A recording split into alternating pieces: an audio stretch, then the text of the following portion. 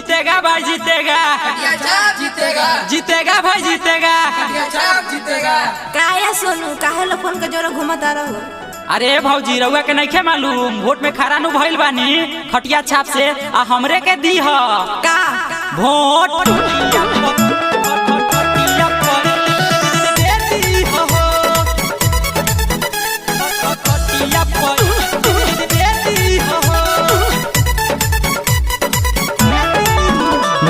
कौनो के झांसा में आई है भौजी देखी के बटन दबाई है, भौजी देखी के बटन दबाई है। नहीं कौनो के झांसा में आई है भौजी देखी के बटन दबाई है।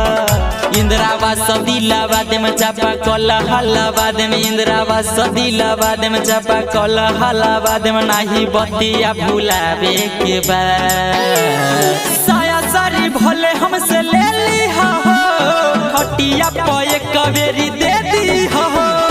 साया सारी भले हमसे ले ली हो खटिया पे कवेरी दे दी हो। Music by Shyam Dubey. खटिया पे दे दी हो,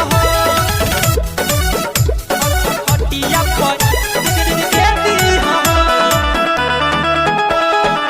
अंगना में तोरा चापा कल हलावा देम, तोरा पिछारी भौजी नाली चिरवा देम। कैले बनाही जवन क के देखा देम, तोरा सेवा में पूरा रतिया बीता देम।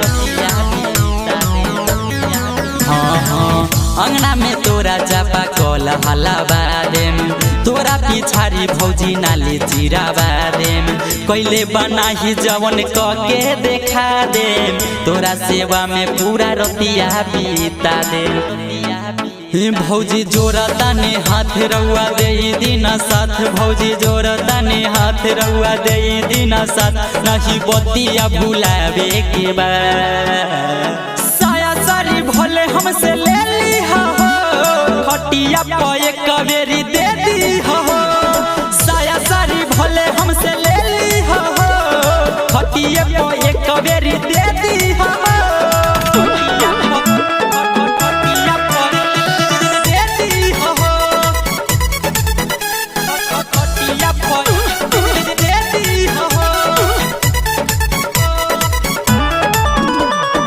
भूखे गरीब मजदूर नहीं सोई, अपना समाज के विकास खूबे होई। सभे जवान के कराइब हम शादी, अपन सामान धके केहू ना रोई, केहू ना रोई, केहू ना रोई। भूखे गरीब मजदूर नहीं सोई, अपना समाज के विकास खूबे होई।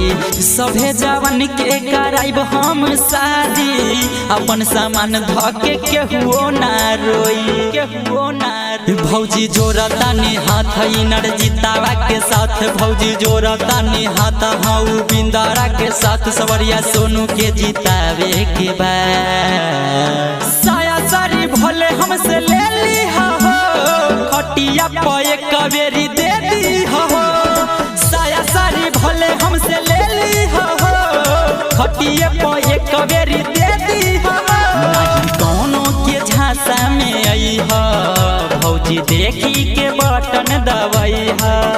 इंदिरावास दिलाबाद में चापा कल हलाबाद में, इंदिरावास दिलाबाद में चापा कल हलाबाद में। नहीं बतिया भुलावे के बाद साया सारी भले हमसे ले ली हो खटिया पे कवेरी दे दी हो।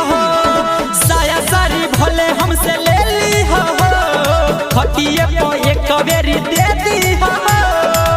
का रे तोर मौसा तो मुखिया में खड़ा भेलौ, का भेलौ हरलौ के जितलौ?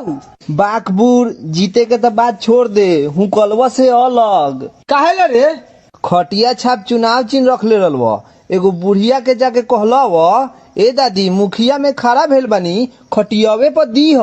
ओकरा बाद जे भेल मार के बुढ़िया उनकर पथरी तो फाड़ देलक।